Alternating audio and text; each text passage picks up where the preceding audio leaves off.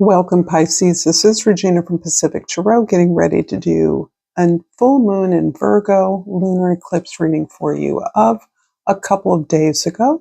The lunar eclipse was peak and was visible from the location, my location on the West Coast. This is a powerful lunar eclipse, particularly because there are a number of planets in Pisces, as well as the full moon, its very definition in opposition to Pisces and Virgo. This is the sun, this is the moon in honor of the full moon energy. There's also a Mercury retrograde, Mercury being the ruler of Virgo. So there is some pretty complex energy going on right now after a time of significant movement of Saturn and Neptune moving into 0 degrees Aries. I've started with Energy Archaeology Oracle card, Blessings and Burdens. I will then work through the Raven Tarot, clarify with the African Tarot, and finish up with the Yogic Path Oracle. Blessing and Burdens. Your truth is a blessing. This bone does not tell you that everything happened for a reason. It simply helps you hold what happened. And the specific bone that it's referring to is the left scapula. That's the shoulder. The key words when in balance are understanding and empathy. And I am going to read the energy rather than the wisdom of this particular card, or I may combine a little bit of both. We'll see. Energetically, the scapulas carry emotional weight. This is where your inner child wounds and traumas, the records of events and feelings you weren't able to emotionally or neurobiologically process and release when you were young, are stored until you're old enough and far enough along on your healing journey to heal them. These stored frequencies repress your inner child, tamping down the childlike joy and wonder you can access when they're healed. The energies of the scapula ask you to caretake, nurture, and reparent yourself in the ways you needed but did not receive when you were young. There is no rush to acceptance, healing, or finding a falsely glinting silver lining. This bone does not tell you that everything happens for a reason. It simply helps you hold what happened. Your truth is the blessing. The courage to own your specific and unique pain, and yet understand that it doesn't mean anything about you, is a gift you give to yourself and a freedom to let loose upon the world. So this is a really deeply transformative card, and you will see from the picture that the scapulas, the soldiers, are almost anchoring a balance, a scale here. And so it's as though we are energetically able to take in some experiences, hold on to them until we're ready to process them, and then sort of let them out through us. And this has to do with a level of emotional and spiritual maturity and wisdom that you've gained. In the position of the sun, we have the Temperance card, which is quite beautiful and actually visually compatible with the Blessing and Burden card. As many of you know, the two cups are often juxtaposed to each other like a scales or balance is. And the Temperance card is often named the Grand Alchemist. So this is talking about the way that we transform energy through us, through our experiences, and develop a measure of grace or equanimity in processing difficult challenges, obstacles, painful experiences in a way that we learn to alchemize them into strengths,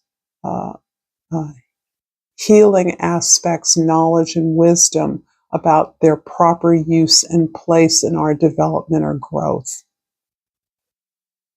The temperance here is really speaking specifically about the way that you are processing your emotions and feelings. And I think this is important right now because the planet Jupiter, one of your traditional rulers, is turning direct, soon to move back over the retrograde action since November of last year.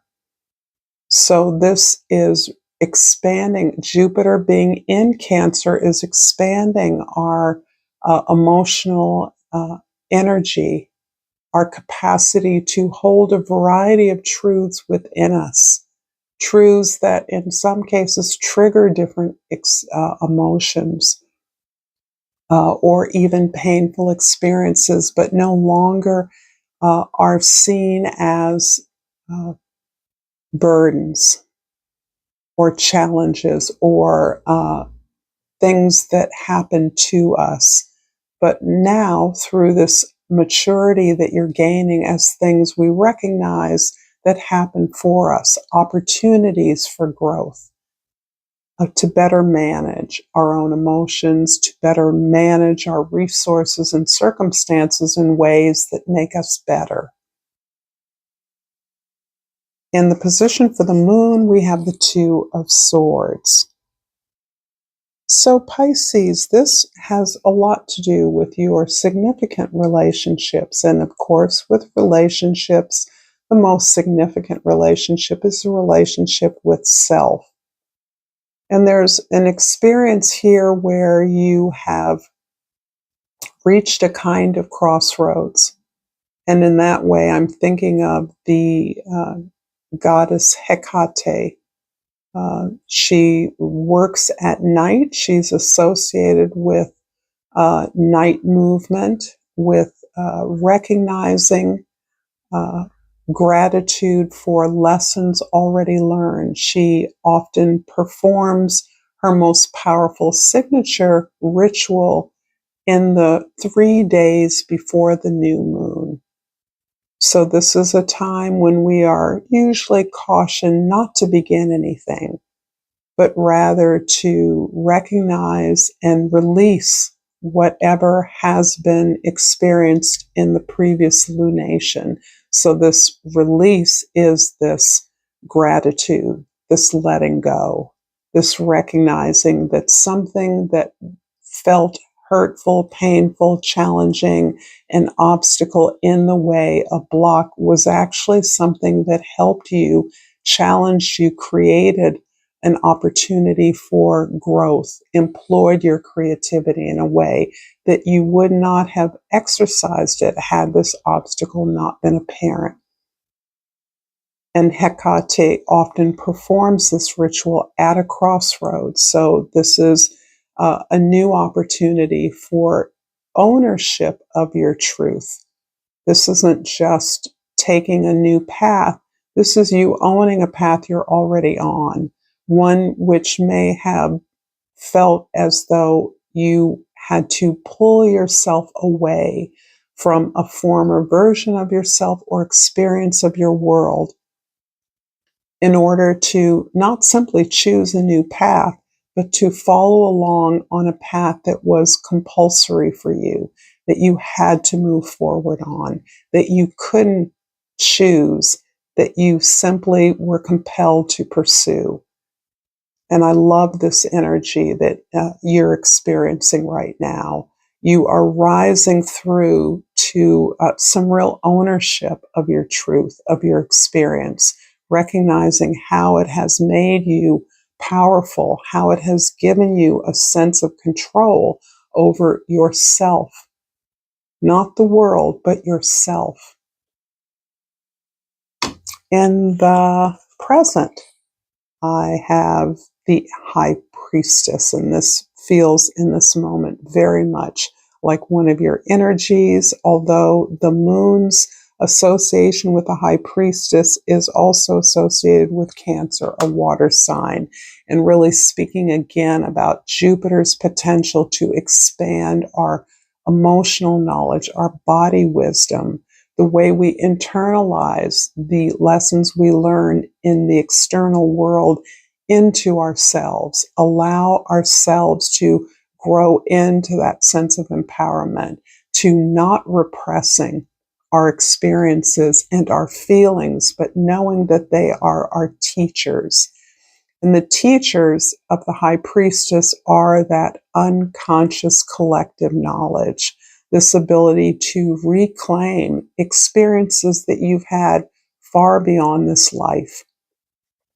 This can show up for many of you that perhaps are not into reincarnation as your affinity with cultural heroes, ancestors, relatives, historical figures, those who resonate with quite likely an experience you've actually had or certainly can identify with. Those are not random.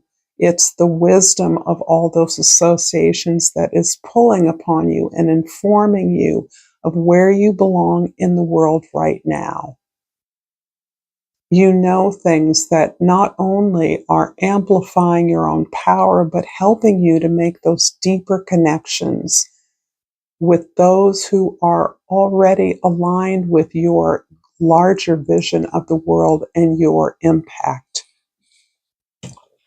In the past, the Hermit card is talking about, in many ways, the real work that you have done. And this is beautifully coupled with the Temperance, the Sun energy, this finding your place in the sun, where you belong in the world, is associated with the tremendous amount of work that you have already done to find answers within your own experience, to align yourself with those teachers, those mentors, those thoughts, those ideas, those historical or cultural utterances that you understand have much to offer you.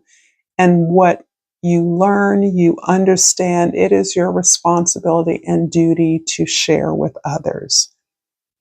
In many ways, the Hermit has informed this position you're in currently, where the ability to share what you have learned in the past has informed your present position, where you understand that what you know is not available to everyone, is not appropriate to everyone, that silence is your power,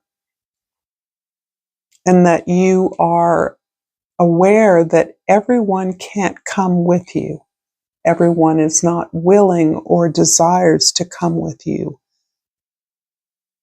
And this is important information because the amount and the level at which you're able to exercise this sense of connection to the world, to your collective, is almost like a power behind the face or the throne of power. So this is where we all experience our needs and our desires, that collective unconscious energy, those waters you tap into, you pull your nuggets and gems from them. Everyone is not strong enough to be able to engage in this level of fluid flow and information, knowledge. But you are in a place where you're understanding its usefulness and necessity for the world. In the future, the Eight of Cups is describing how strong you have become from what can be considered a very difficult trial by fire. And that trial by fire can be very much experiences from your childhood or your past, traumas even, pain.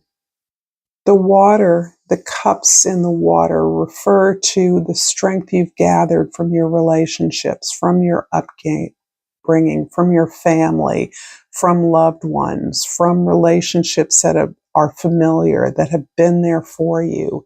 But now that strength that you've gained has encouraged you to move on to the challenges that are significantly defining who you are and your life's effort, your work. It's interesting to me that in this card, the mountain that seems to be featured looks like a volcano on fire, and it looks like an upturned breast with the nipple exploding or spewing out this fire, and that's where the fire is coming to me. The trial by fire, your lack of fear in facing the fire. You're moving towards the passion, towards the forge. This also can alchemically refer to the kitchen, the laboratory, where metals, materials, characteristics are refined, experiences are refined and transmuted into that spiritual gold that represents your unique essence, your unique contribution, your highest version of yourself. You're ready to take that on. If this reading is resonating for you, dear Pisces, please like, share, and subscribe to my channel for all the obvious reasons, and the least obvious reason being that I feel so supported by your presence here and so deeply appreciate you. So for the Hermit card, we have the Four of Pentacles. For the High Priestess, we have, oh, I saw that moon flip. And for the Eight of Cups, we have the King of Pentacles. The Hermit, clarified by the Four of Pentacles, is an interesting dance here. I feel that you have established yourself on the basis of the work that you are able to do. That is the inner work that you are able to do. That has helped you to establish basically the building blocks and resources that you know that create your foundation. There is certain amount of hesitancy and fear in sharing what you've learned for the very reason that you understand that everyone doesn't get you or get it. That does not necessarily mean that you are unsuited, inappropriate, or out of place. It simply means that you're extremely cautious in sharing what you know. You select your audience carefully. You pitch your information to your audience, not a sort of expression of all you know to all you encounter. You're very select in that information that you share, and you realize that you're gathering data, connection, opportunities with to specific audiences. So as a teacher, you would be of young children, you would be sharing a certain kind of information or aspect of your knowledge that might be different from communities that you work in, where you may be bringing concrete knowledge of the way things work or resources that can be accessed. That's an example of the way that you're very careful and select with the various audiences that you interface with. And because of your range of knowledge and deep work, there's a high level of scholarship involved in what you do, academic study, research. You're very careful that information and data you collect from different audiences contributes to further research, further scholarly effort, perhaps information that you are writing about or sharing through the spoken word, not exclusive to the communities you work with. I hope I'm clear about that. In the present, the High Priestess, clarified by the moon. Wow, this is incredibly powerful. The moon, the moon. This puts again a highlight on your ability to absorb, intuit, understand, have compassion and empathy for those significant relationships in your life. And I must emphasize that those significant relationships include audiences. particularly for those of you that speak, are in the public, uh, make presentations, are teachers. Your audience matters, and your ability to understand your audience is key. So this highlights a whole nother aspect of the work that you do when you bring information forward, a way in which you are always developing a needs assessment. That means that depending on your audience, you have already done work, research, looked into those specific needs of that audience or community that you are addressing. This is powerful because that ensures that the information you deliver will be productive for those audience members. And this is key to, I believe, your success with any program that you are putting forward. Any proposals you make are already based on relationships with audiences that you've developed.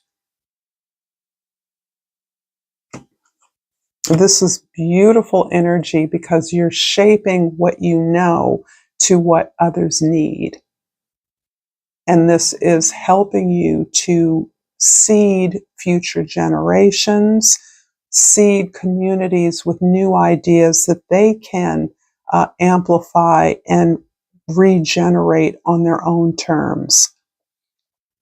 In the future, the Eight of Cups is clarified by the King of Pentacles. Yeah, this is all about not only your ability to create and establish a practice, a business of your very own, but the availability of powerful resources that are there to assist you. There are others who recognize your talents and that want to support you financially, physically, want to seed you. This feels very much like philanthropic support, grants support, ways in which you are engaged, supported, not in exchange for any profitability, but in a way that can build something that is profitable, abundant, or seed such things in a variety of contexts, communities, or collectives that you engage. This feels like building a business incubator or some kind of an incubator, some kind of a pilot that has implications that others in positions of power can understand and reward. This is pretty exciting, very exciting for many of you. I'm thrilled. I'm going to finish off this reading, Pisces, with a Yogic Path Oracle. And maybe this is what I have. I pulled Asana. And it's interesting because there's a real sense of practical healing, spiritual practice that is part of your personal foundation at this time. So let me look this card up. And Asana is the physical practice to sit in silence. Yes. It fell over the High Priestess card, the moon, for a reason. Your physical body holds the key to your evolvement, but it's just the first portal. The asana, yoga body postures you've been practicing have been preparing you for true asana, to sit in silence and stillness with the truth. These shapes and movements have removed the cobwebs of your limiting self, creating spaces for the silence of your mind's forest. You're one of those who realizes the true intention of asana, and the one paving the way for others to see this bodily practice is really just a way to come face to face with yourself. Continue to cultivate your practice and move deeper into its core purpose, flow of energy in the body, for the evolution of the spirit. Thank you so much, Pisces, for this beautiful reading. Until next time, namaste.